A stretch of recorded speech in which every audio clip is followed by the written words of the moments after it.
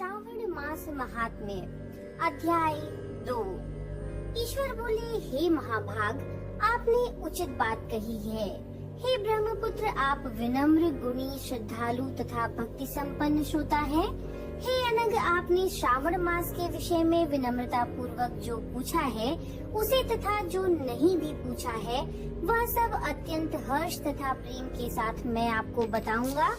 द्वेष न करने वाला सबका प्रिय होता है और आप उसी प्रकार के विनम्र हैं। क्योंकि मैंने आपके अभिमानी पिता ब्रह्मा का 5वां मस्तक काट दिया था, तो भी आप उस द्वेष भाव का त्याग करके मेरी शरण को प्राप्त हुए हैं। अतः हे तात, मैं आपको सब कुछ बताऊंगा। आप एकाग्र चित्त होकर के सुनिए। हे योगिन, मनुष्य को चाहिए कि श्रावण मास में नियम पूर्वक नक्त व्रत करे और पूरे महीने भर प्रतिदिन रुद्राभिषेक करे। अपने प्रत्येक प्रिय वस्तु का इस मास में त्याग कर देना चाहिए। पुष्पों, फलों, धान्यों, तुलसी की मंजरी तथा तुलसी दलों और बिल्व पत्रों से शिव जी की लक्ष्य पूजा करनी चाहिए। 1 करोड़ शिवलिंग बनाना चाहिए और ब्राह्मणों को भोजन कराना चाहिए। महीने भर धारण पारण नामक व्रत अथवा उपवास करना चाहिए। मेरे लिए अत्यंत प्रीतिकर पंचामृताभिषेक भी करना चाहिए और इस मास में जो शुभ कर्म किया जाता है वह अनंत फल देने वाला होता है। हे मुनि, इस माह में भूमि पर सोए, ब्रह्मचारी रहें, सत्य वचन बोले, इस माह को बिना व्रत के कभी भी व्यतीत नहीं करें। फलाहार तथा हविष्यान ग्रहण करें। पत्ते पर भोजन करना चाहिए और व्रत करने वाले को चाहिए कि इस माह में शाक का पूर्ण रूप से परित्याग कर दे। हे मुनि श्रेष्ठ, इस माह में भक्ति युक्त होकर मनुष्य को किसी न किसी व्रत को अवश्य करना चाहिए।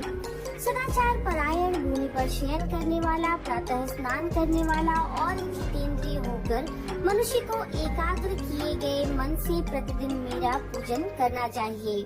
इस माह में किया गया पुरस्चरण निश्चित रूप से मंत्रों की सिद्धि देने वाला होता है। इस माह में शिव के खड़ाक्षर मंत्र का जप अथवा गायत्री मंत्र का जप करना चाहिए और शिव जी की प्रदक्षिणा, नमस्कार तथा वेद पारायण करना चाहिए। पुरुष सूक्त का पाठ अधिक फल देने वाला होता है।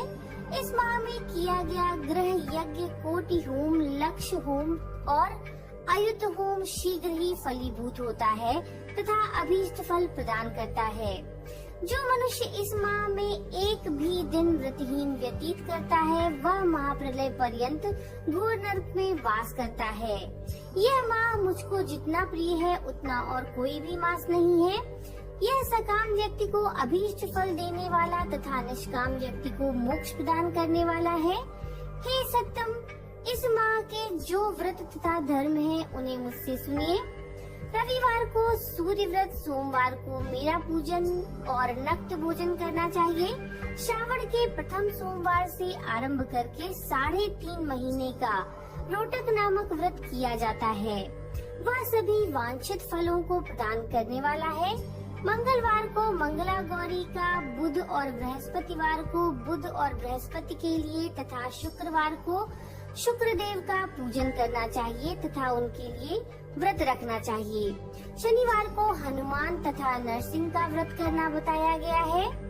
हे मुने, सब तिथियों में किए जाने वाले व्रतों का अब श्रवण करें। श्रावण के शुक्ल पक्ष की द्वितीया तिथि को औदुंबर नामक व्रत होता है। श्रावण के शुक्ल पक्ष की तृतीया तिथि को गौरी व्रत होता है। इसी प्रकार शुक्ल पक्ष की चतुर्थी तिथि को दूर्वा गणपति नामक व्रत किया जाता है। हे मुने, उसी चतुर्थी का दूसरा नाम विनायकी चतुर्थी भी है। शुक्ल पक्ष में पंचमी तिथि नागों के पूजन के लिए प्रशस्त होती है। हे मुनि श्रेष्ठ, इस पंचमी को रौरव कल्पादि नाम से जानिए। षष्ठी तिथि को सुपोदन व्रत तथा सप्तमी तिथि को शीतला व्रत होता है। अष्टमी अथवा चतुर्दशी तिथि को देवों का पवित्रारोपण व्रत होता है।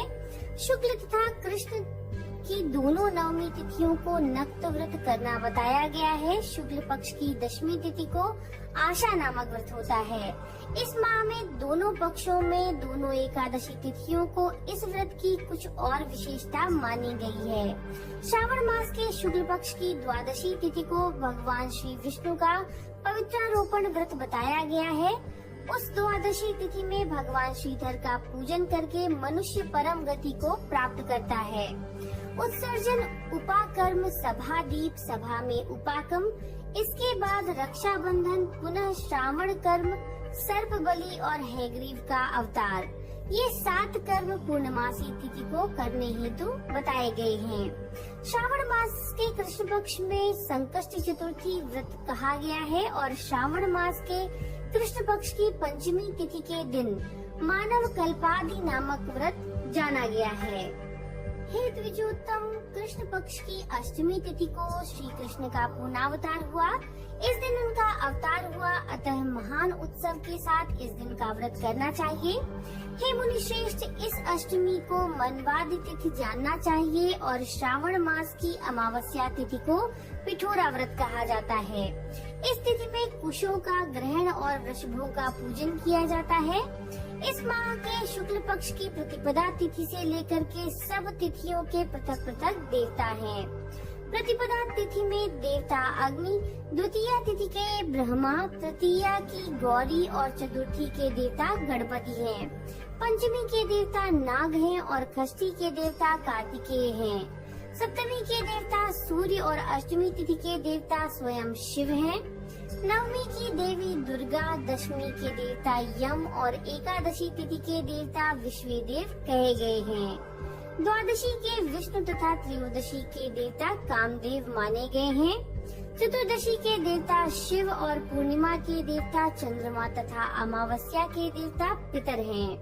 ये तिथियों के देवता कहे गए हैं। जिस देवता की जो तिथि हो उस देवता की उस तिथि में पूजन करना चाहिए। प्रायः इसी माह में अगस्त्य का उदय होता है। हे मुने, मैं उस काल को बता रहा हूँ, आप एकाग्रचित्त होकर सुनिए। सूर्य के सिंह राशि में प्रवेश करने के दिन से जब 12:40 घड़ी व्यतीत हो जाती है तब अगस्त्य का उदय होता है। उसके 7 दिन पूर्व से अगस्त्य को अर्घ्य प्रदान करना चाहिए।